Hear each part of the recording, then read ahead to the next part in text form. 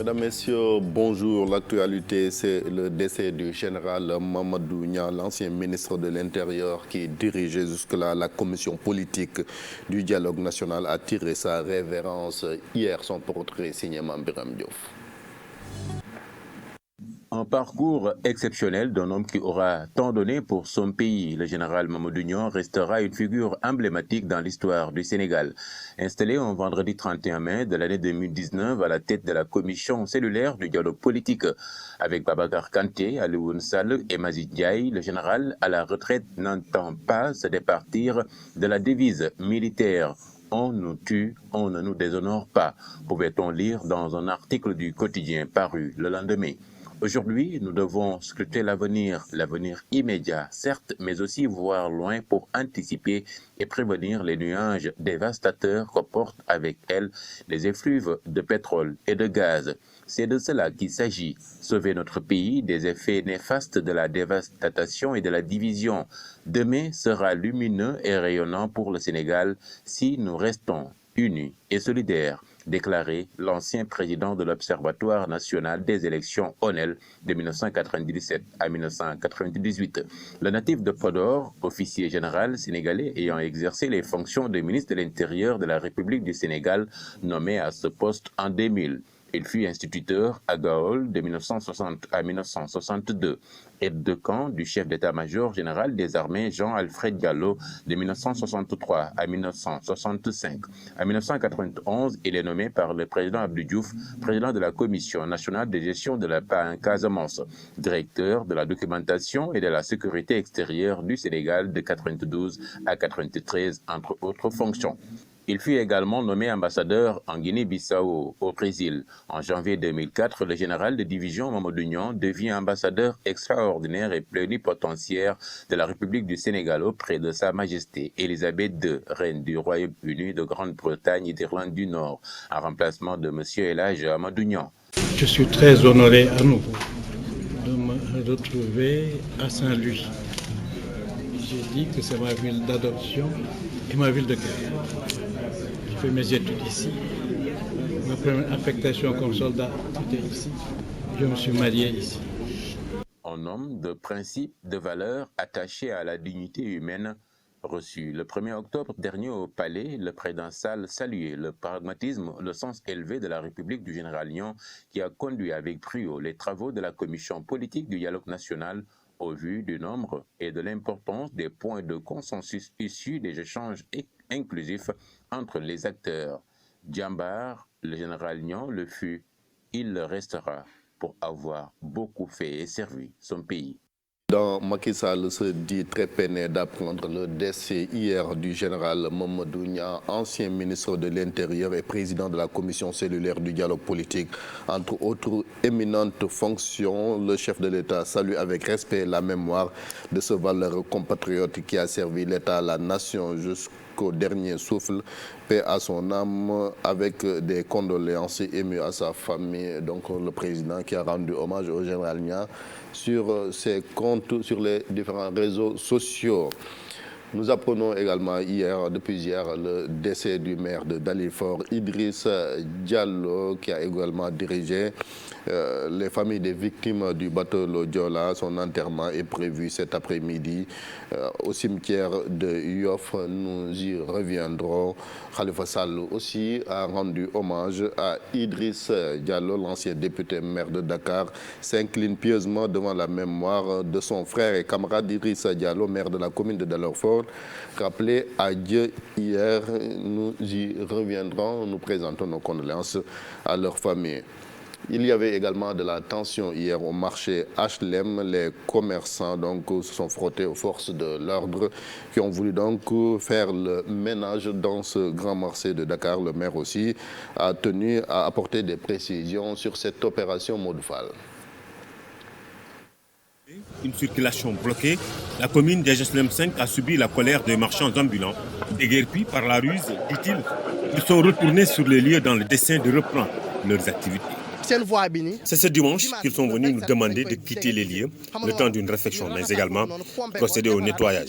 C'est ce qu'on a fait. À notre grande surprise, ils nous ont interdit de remettre nos étals et nos tables. Cela nous dépasse. Nous sommes des jeunes qui veulent que du travail. C'est anormal. Si nous ne pouvons pas travailler ici, au Sénégal, qu'est-ce qu'on va faire maintenant? Tout simplement, prendre les pirogues, rallier les côtes espagnoles. Ils fustigent l'attitude des autorités municipales et disent ne rien comprendre puisqu'ils versent de l'argent à la mairie.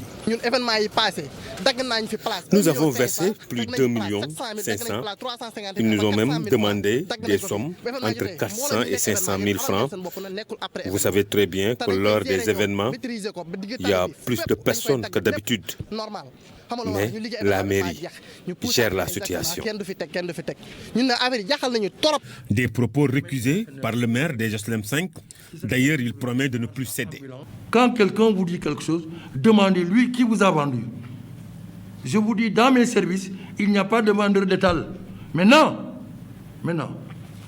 s'il est détecté qu'il y a quelqu'un qui a pris l'argent de quelqu'un, il en sera responsable et il sera traduit devant la justice. Personne, en dehors des populations, ne peut m'arrêter actuellement. Personne. L'effort que j'ai fourni, je le sais. Je suis maire, c'est moi qui vais répondre, c'est pas eux. La municipalité compte organiser d'autres opérations.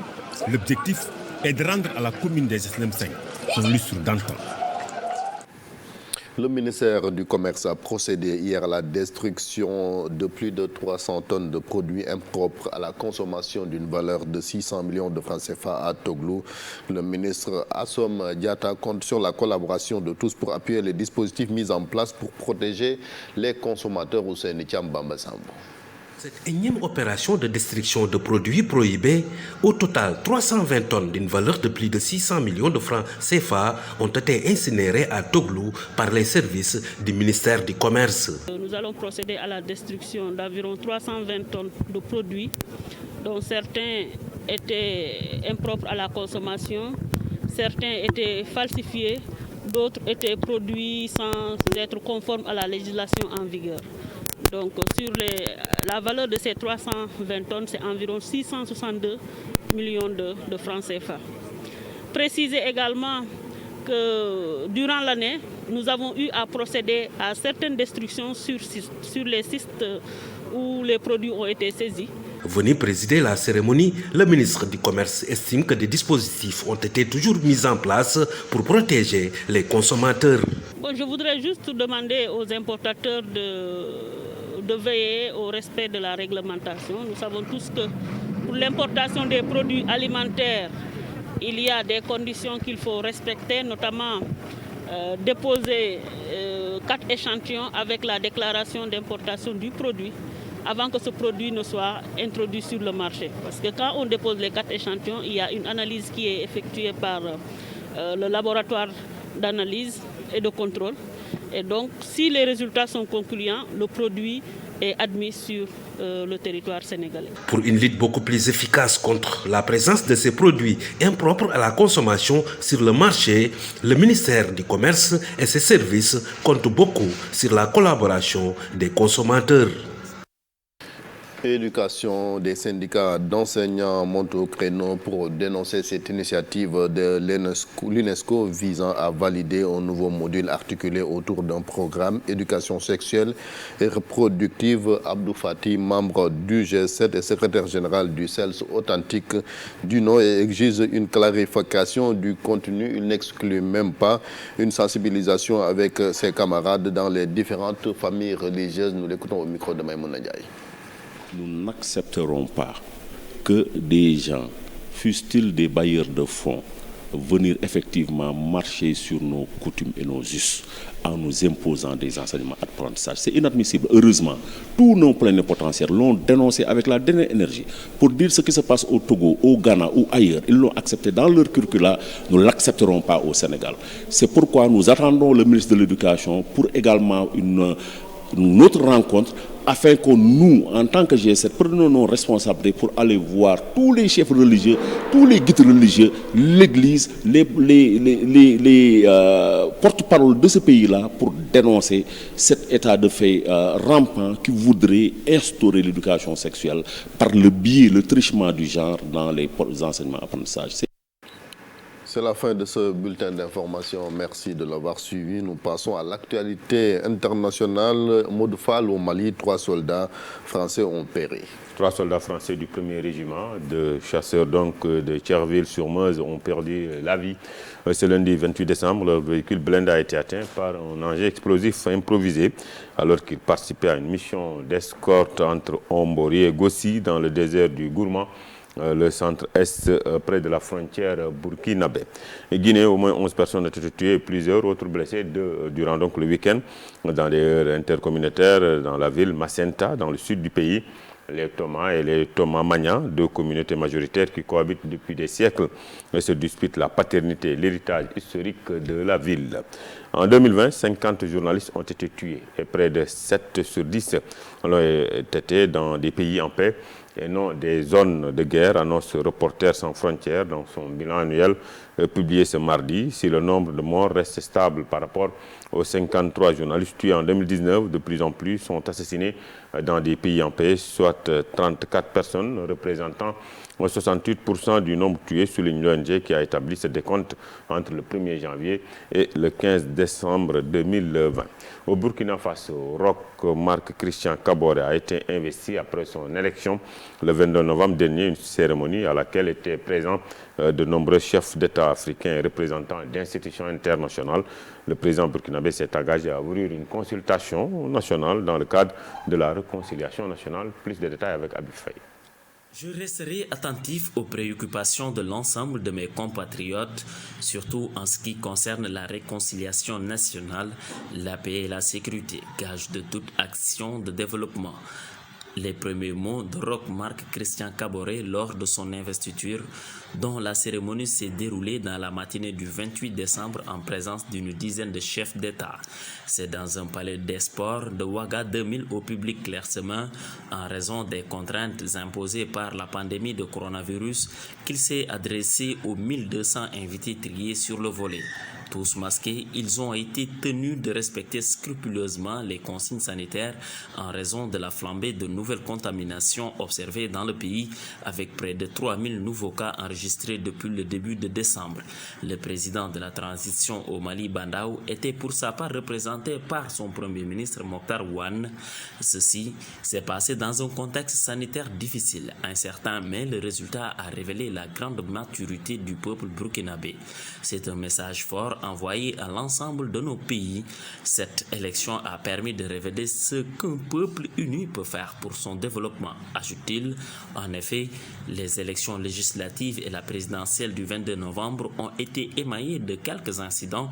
Le processus a été salué par de nombreux observateurs. Abib Faye, merci.